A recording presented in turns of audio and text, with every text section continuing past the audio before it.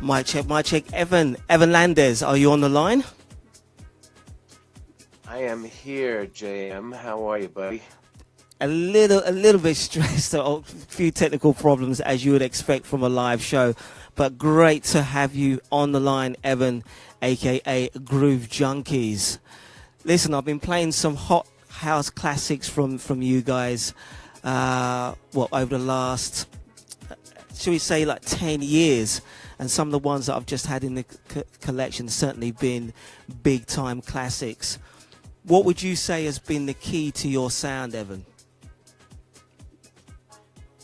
Just basically working with a brilliant collective of collaborators, and that includes some of the best musicians here in LA, fantastic singers, songwriters, having an amazing staff, and I think that's really been the key to creating the Moho sound and the Groove Junkies sound. So let's step back a bit from there, because you mentioned Moho. That's actually Morehouse Recordings. How long has that label been going for now? We have been in existence since 2002. This May will actually be our 15-year anniversary. And amongst all... sorry, carry on. No, go ahead. So amongst all the classics that you've had on Morehouse, because I think people are they're familiar with the Groove Junkies name or what have you, but probably not as familiar or understand that Groove Junkies is actually behind Morehouse. So what have been the key classic tracks that you've had out on the label? Oh, wow. There's been quite a few, actually. I mean, in 15 years, we've put out a considerable amount of material. I would say it would have to start off with the very first single that we did back in 2002 called Inside My Soul, featuring Solomon Henderson. And, wow, there's so many. It's insane. I would say Oh Lord would be another one. Deeper, featuring Solara and Ray Beam. The singer on Oh Lord, by the way, was Zendaya, who is on our current single, Higher. There's been Dr. Feelgood, featuring Diane Carter. And most recently, there's Live Free and Dance, featuring Lee Usher. T.C. Moses, who's been on a number of our tracks, Far Away being one of them. That's one of my favorites. Free Your Mind, So Damn Crazy. So there's been a bunch. I'm sure I'm missing and not mentioning, a bunch of them right now. But as you could imagine, in 15 years, there's a lot of material. So where are you actually based? Your sound's coming out of, is it New York, or whereabouts are you actually based in the States? I'm originally from New York, but I've been living in Los Angeles now since 1985. So this is home base. And I know that Solara actually features pretty heavily in your releases. What's your relationship to Solara? She happens to be my better half. We got married in 2000, so she is really quite important, as you could imagine, in this operation, and she's my better half. I forgot to mention that she was also on a couple of our, biggest tracks, Sunshine being one of them. Indeed. I did mention Deeper, and she is on, one of the latest singles that I'm buzzing right now called Perception. But yeah. Okay, she's the wifey. Indeed.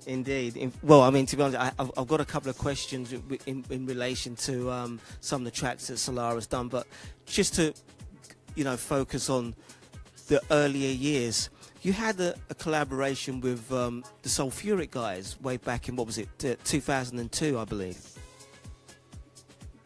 Yeah, we started out in 2002 actually being distributed by Sulfuric, which really sort of set things off. You know, that was the beginning, and we were distributed by them for, I would say, about 5 years, and we were putting vinyl out back in those days, and they formed, as everybody knows, TrackSource, and we were one of the first labels to sign on with TrackSource when things started to shift over to the digital format. But great outfit.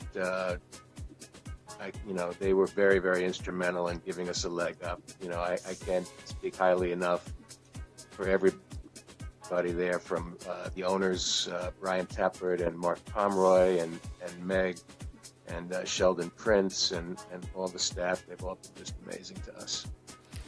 Now, I suppose under the TrackSource umbrella, you clearly was able to get a lot of exposure and certainly a lot of work through there. Lots of remixes, including remixes for Frankie Knuckles. Yeah, I mean, you know, the very, you know, the cool thing about linking up with the Sulfuric gang was that they already were very well known in this business and, you know, had key connections all over the world in the dance community. So that really kind of gave us some instant credibility when we became the first label that they distributed. That being said, we had to deliver the goods. So, you know, we came out of the box pretty strong with Inside My Soul, and then Gonna Get By with Indea, and then Deeper featuring Solara and Ray Beam. And, you know, the tracks just kept moving from strength to strength. And I think that we slowly but surely started to get onto the radar for, you know, with most of the big players in the industry. And one of them, as you mentioned, was, you know, Frankie, God bless him, and, you know, may he rest in peace. He was a big supporter and playing a lot of our stuff for, you know, the first couple of years that we were, you know, that the label came to fruition. And eventually, you know, a friendship formed and the opportunity came about to remix a couple of his songs. And the first one was a track that he did with Nicky Richards called A Matter of Time. So we did that, and then we followed that up with I've Had Enough, and then did another one, Jamie Principle track called Because of Your Love. And throughout the process, we just, you know, became very good friends, close allies. He invited us to play at his Def Mix residency in Ibiza a couple of times, and you know, tragic that he's no longer with us, but you know, Frankie is you know, instrumental, and really one of the most instrumental and influential people in my career, and a lot of others for that matter. Oh, for sure, for sure. Now, I know that in 2009, Groove Junkies, as it was known, changed shape. Okay, so there was a change in the personnel. How did that affect? Okay, so what was that change, and you know, how did that affect your direction, your musical direction, for example? Well, I mean, it came about. It was sort of a slow, you know, painful process. The last year or so that Parrish and I were together, the economy had really taken a major hit. You know, this was right when the housing market crashed here, and the global economy was, you know, falling apart. So it just became very challenging, for lack of a better word, to book us as a duo coming from the States. Sure. And as we all know, you know, the money is really in touring and in gigs. You can still earn an honest living, selling music and so on. But, the money is really in gigs and touring. So when that started to slow down, we had to make some, tough decisions. And it just seemed to be, prudent at that time that we go our separate ways. And, we had a good run. We were probably together almost 7.5 years. But, everything, nothing lasts forever. Things change.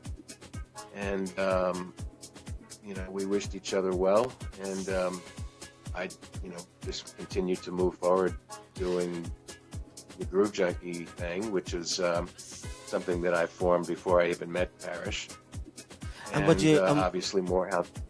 and would you, I mean, when you talk about Groove Junkies, just for the, for the sake of the viewers and the listeners, that your sound has a very sort of funk, groove-based sort of background, and certainly one that lends itself to sort of a live environment. Hence the fact that you're also quite popular with your whole live show. Where did that sort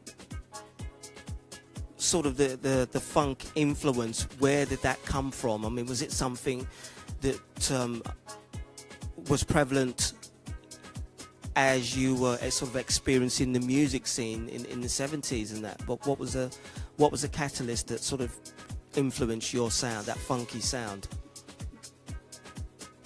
Well, I think that it was really a combination of things. Growing up in New York, being exposed to a vast, variety of music, and being a product of the, the 60s and the 70s, I came up during an era where, everything from Motown to the Philly sound to the British invasion to,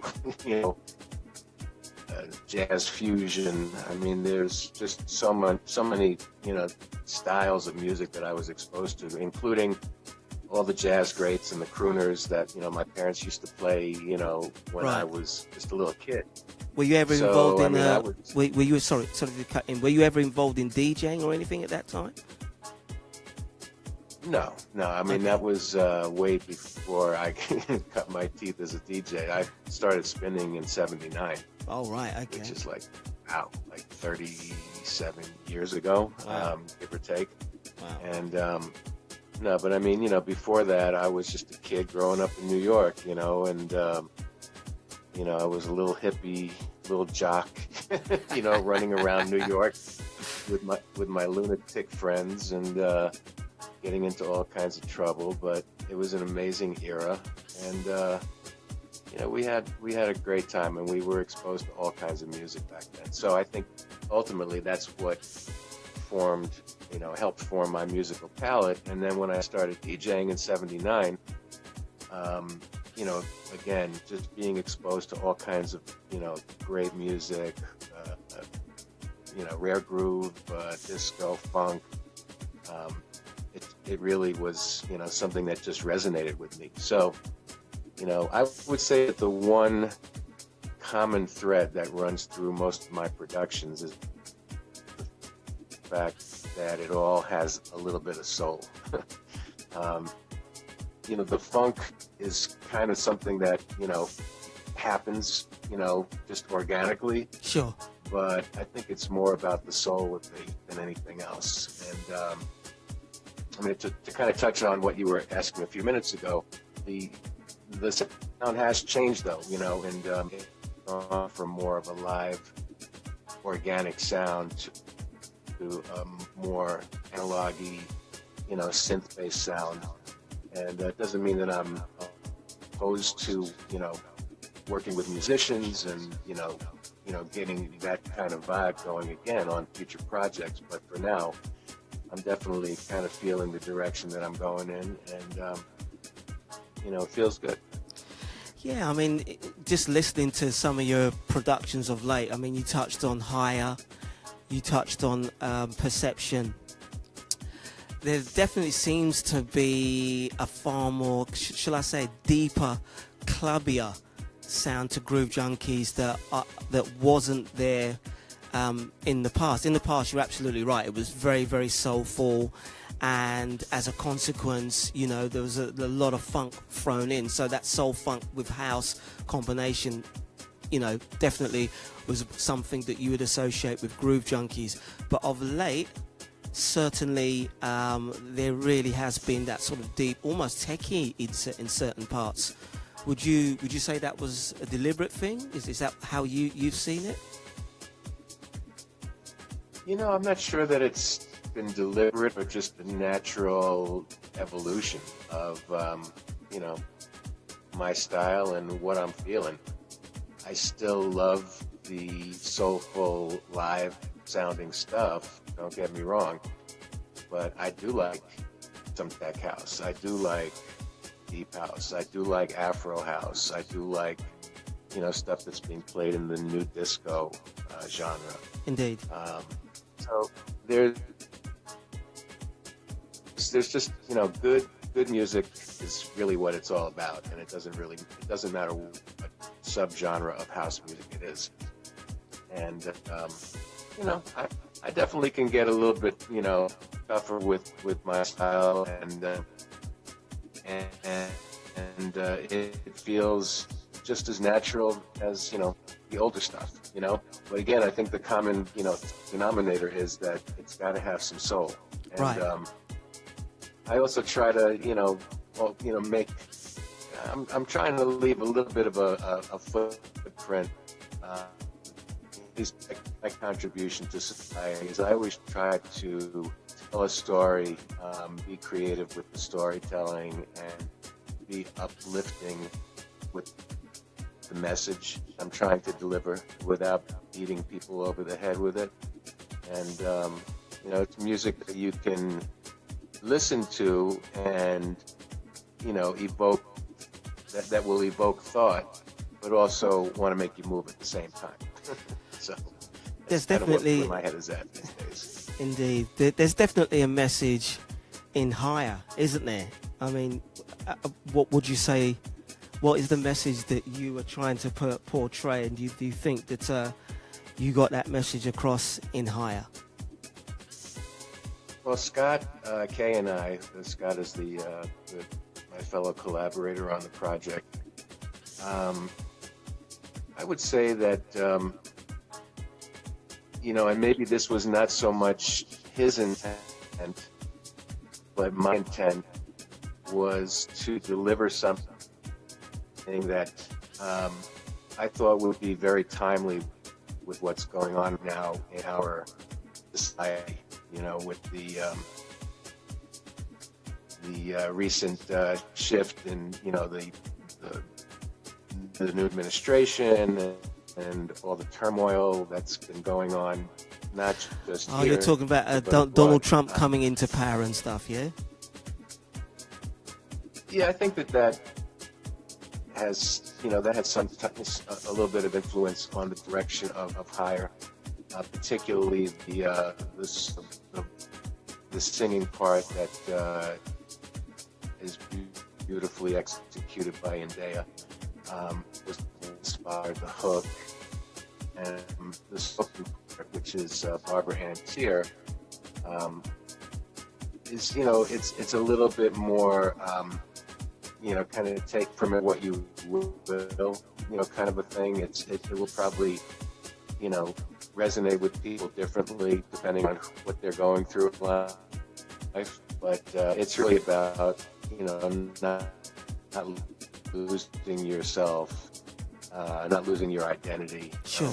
Coming, you know, sort of on in the overall, you know, scheme of life, and, you know, just, you know, trying to find your own identity. And that, coupled with the singing message, you know, it's sort of a little bit of a protest song of sorts, and one that is, you know, basically encouraging people to lift each other and, you know, help carry each other through this very, you know, trying time. Would you say, Evan, that the fact that of late a lot of the labels and production outfits like yourself are now not seeing your material being sort of distributed in the traditional vinyl format, but in digital. What's been your take on that? I mean, is this something that you've embraced? Is this something that you think is a disadvantage to the scene and disadvantage to yourself? Well, I mean, this has been sort of the norm now for many, many years. It's not like it's just happened, you know. So I think that clearly it's a new day on, you know, how people find music, how they curate their playlists, and, you know, hopefully more people than not are supporting the industry, right, and buying it legitimately. And, you know, it's not terribly expensive. It's only 99 cents on iTunes and $2.99 if you really, you know, an upfront DJ who wants the latest and the greatest. And, you know, it's affordable is the bottom line. And all we could do is hope that people are finding the music legitimately. And, you know, clearly it's changed the business model of running a record label. And, you know, if you're a recording artist, you know, expectations are very different from where they were, you know, even, you know, 7-8 years ago. Sure. Back then, you know, when we were selling vinyl, there were, and mind you, this was sort of the tail end of the vinyl craze. And I'm aware that it's made a little bit of a resurgence amongst, you know, a specific group of people and collectors, but you know, the vinyl industry, you know, had its run, and I think that it is what it is now. You know, unfortunately, it's such a noisy playing field. There are so many labels, so many artists selling their music, which on the one hand is great. It gives everybody an opportunity, but on the other hand, it also kind of waters down the playing field and makes it that much more challenging for fans to find really good music. So yeah, that's true. You know, the old adage that, you know, the cream will always rises to the top is not always true these days. Sometimes, you know, great projects just get lost in the shuffle. So that's kind of, you know, one of the, you know, unfortunate byproducts of where we're at right now. And I think that streaming music certainly is an area of, you know, contention for a lot of people. You know, the revenue stream is not fantastic by any stretch of the imagination. So I think something needs to be tweaked in that department. But, you know, really at this point in time, I think putting music out as an artist is almost like you're doing it almost as a promotional tool to keep your face in the place, and with the ultimate goal of getting booked. You know, I keep going back to that, but that's really where the majority of the money is right now for artists. And evidently doing live shows. I mean, I know in the video footage we've got in the background of this interview, you've got Solara. I believe it's Solara on stage there. Is that something that's become key to, as you say, keeping yourself in there, sort of keeping yourself sort of in people's hearts and minds, certainly within the music industry? Oh, absolutely. I mean, you know, there's so many, you know, different ways to showcase your talent. You know, whether it's just doing a DJ set if you're a DJ, or doing a live PA if you're a singer, working with a DJ, or even, you know, people that are, you know, fortunate enough to have a band around them, whether it's like Louis Vega and the Elements of Life band or Tortured Soul. You know, there's lots of configurations that are working. But it really, at the end of the day, it does come down to awareness and promotion and demand. You know, you have to, there has to be a demand to facilitate, and budgets to facilitate doing anything live. I would love to see more of that, to be honest with you. I think it's a great opportunity, and for the artists and also for the fans. I've been looking forward to see their favorite singers. Indeed. Sorry. Yeah, I was just going to say, look, I mean, looking forward, at present, Groove Junkies and More House Recordings looks very, very busy. What's the forecast for the rest of the year in terms of production, in terms of going live and what have you? Yeah, we have a couple of new projects that are in mid-production. A little too early right now to speak about it. But the one project that will be dropping in May is a 15-year best of compilation. Oh, fantastic! Which is almost completed. There'll be 15 digitally remastered tracks that are our best sellers from the catalog, and there will also be a mixed version as well, and a couple of dates that will coincide with the release here in Los Angeles as well, to kind of honor the occasion. So, looking forward to dropping the compilation and also a couple of new singles.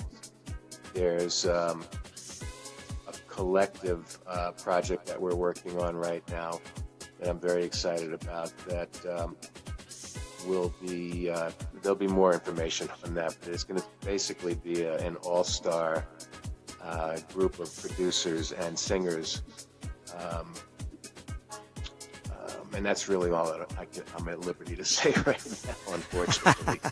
I was going to ask you who else can we expect on there, but just looking at the list of names that you've collaborated with in the past, it reads like the who's who of the underground housing. The only name that's missing there is my own. So looking to fix that at some point.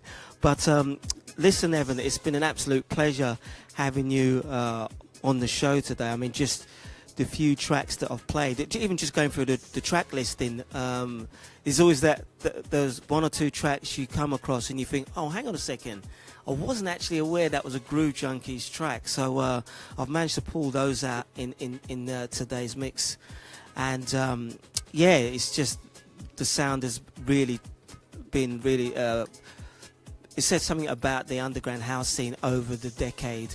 And certainly we look forward to that collaboration, Evan. Thank you so much for being on the show, man. JM, it was my supreme pleasure, and continue to do what you're doing, man. You're a great ambassador to the scene, and you have my full support, brother. Well, look, coming from yourself, that is indeed an honour. But really, the pleasure is playing great music, and you guys have, guys like yourself, DeMarcus, William Rodriguez. You work extremely hard to produce good material, good consistent material. So really, it's the onus is on people like myself to make sure that the rest of the community around the world gets that music out there. And that's what I'm going to be doing throughout the rest of the show. So I will be in touch with you shortly afterwards, my man. In the meantime, take care and enjoy the rest of the day. All right, brother. God bless.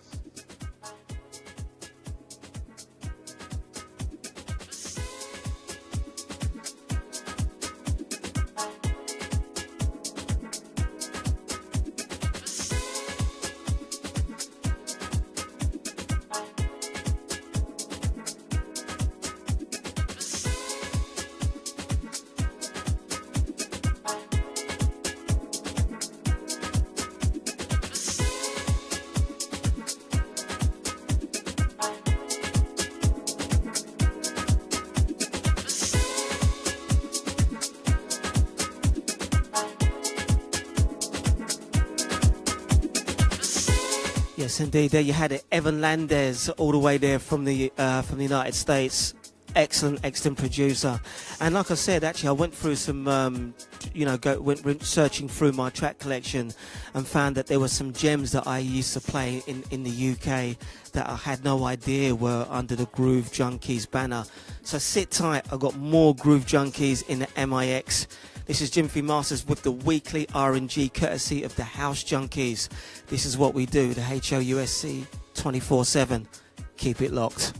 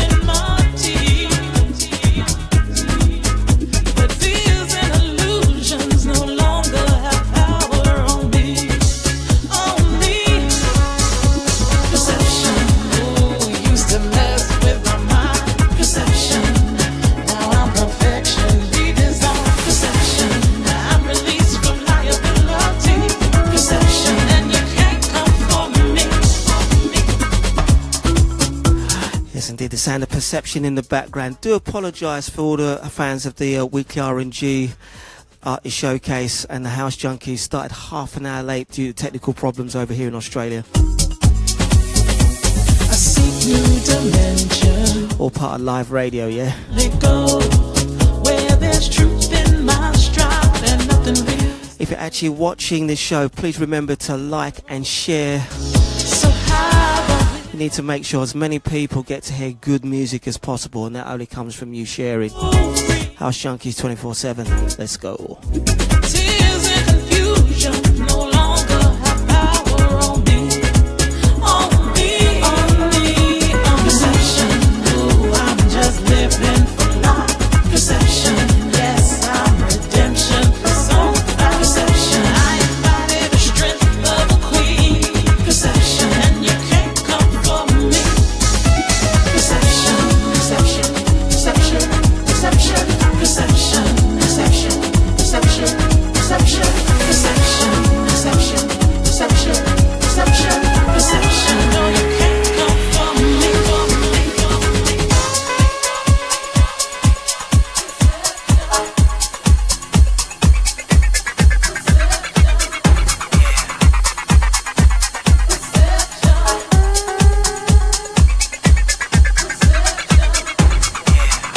Jimmy Fee Masters on the R&G show.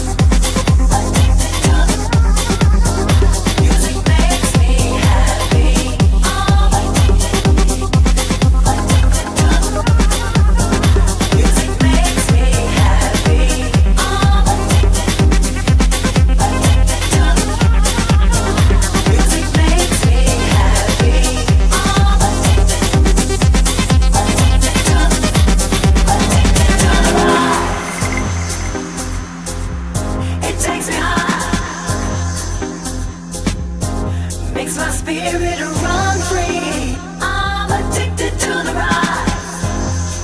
Yeah, yeah. The ride. The ride. The ride. The ride.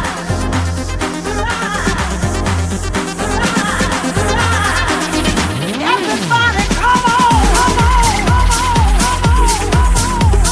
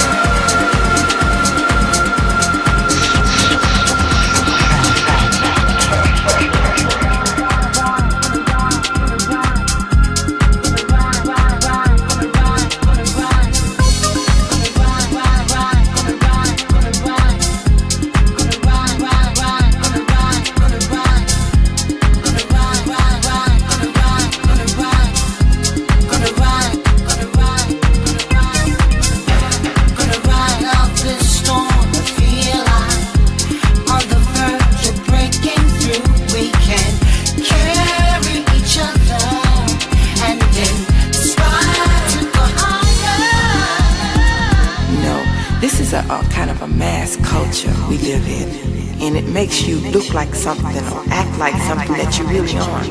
You know, it's like a falseness. It's like a mass personality. I don't want to be a one dimension. I want to be me. I want to be human. I want to be in an atmosphere that is free, that is open, that is devoid of dictators telling you how to do your thing, okay? We dress a certain way, we walk a certain way, we talk a certain way, we create a certain way, we paint a certain way, we make love a certain way. You know, all of these things we do in a different, unique, specific way that is personally ours. And we decided that it is time for us to take over our own lives and do it the way we know we want to do it, as opposed to having someone else continuously tell us how we're supposed to do something, because they are viewing us through their eyes, not through our eyes. Why do we do this? Why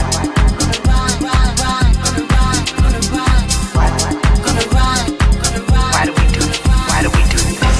Gonna ride out this storm, feel like on the verge of breaking through. We can carry each other and inspire to go higher. Gonna ride out this storm.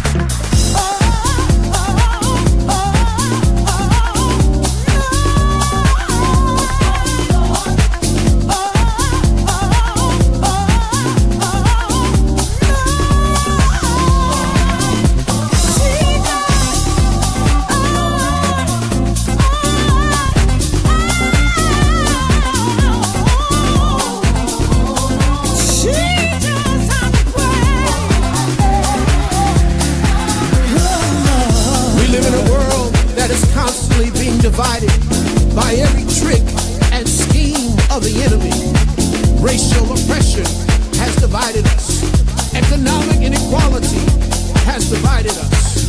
Political injustice has divided us.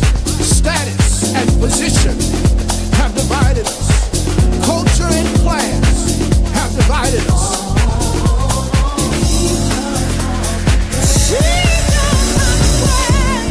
These divisions have not brought healing to our land. These divisions have merely caused us to hate with a deeper hate. Distrust with a more cynical distrust. Destroy with a greater destruction. The condition of our land and country must now bring us to our knees.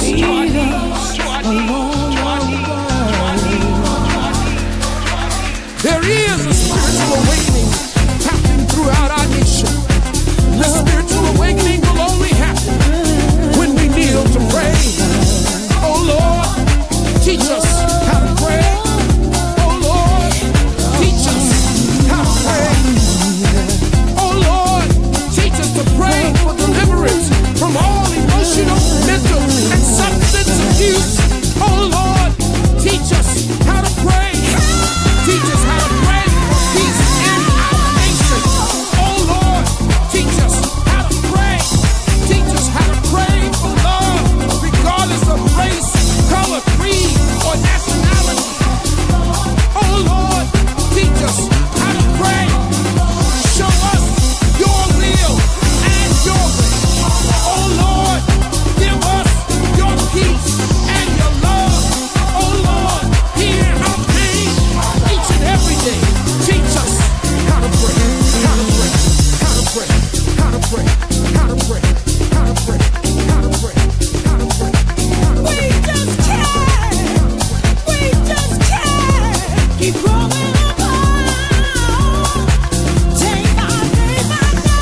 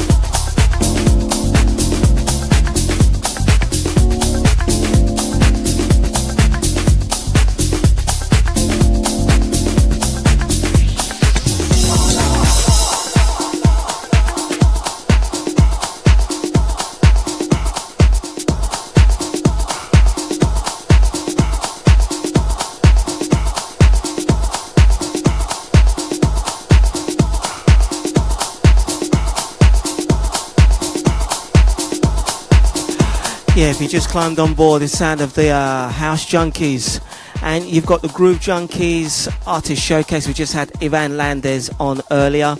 If you missed the interview, fear not, you can listen again and watch again once the show is over. You got myself, Jimothy Masters, at the helm, courtesy of the weekly R&G, the weekly Rhythm and Groove. Touch of jazz. Let's go.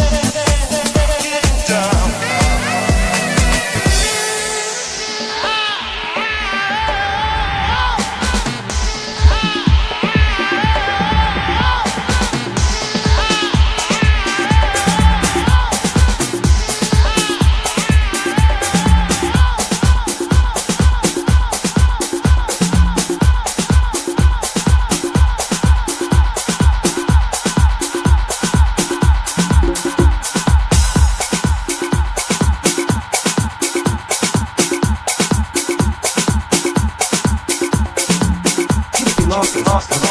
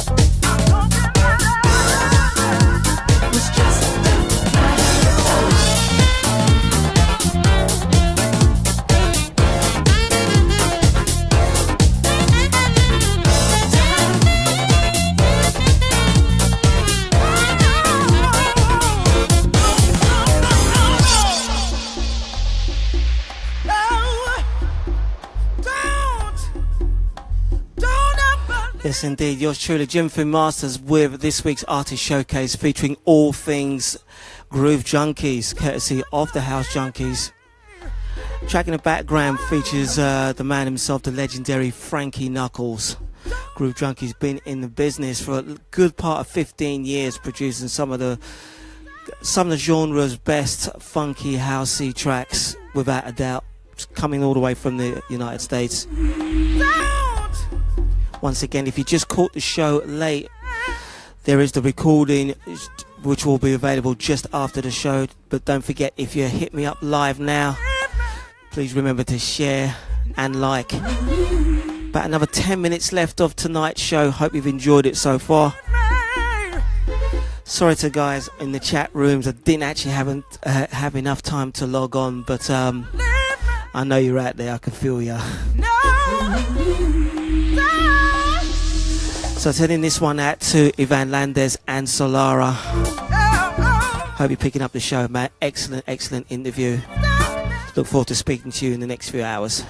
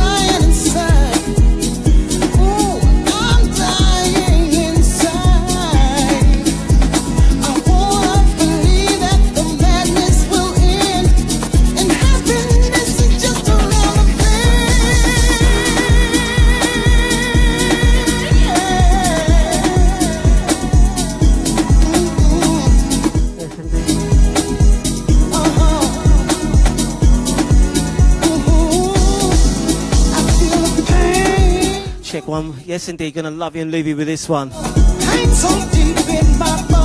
Once again, I want to say a big special guest to my special thank you to my guest Evan Landers, Groove Junkies. Also want to say a big shout to Mr. Calabrese and everyone who was on the chat rooms today. I'm sorry I couldn't participate. Very busy with the show, and of course with the early tech problems. But as is always the case, it always works out in the end, doesn't it? You got myself, Jimothy Masters. I'm back again on Friday with a Friday night mix-up. Don't forget, after the show, this video will be available, and the interview, and we'll try and get this one up on the YouTube as well. Not sure who's up after me, but keep it locked to the House Junkies 24/7. HouseJunkies.tv. This is the weekly R&G.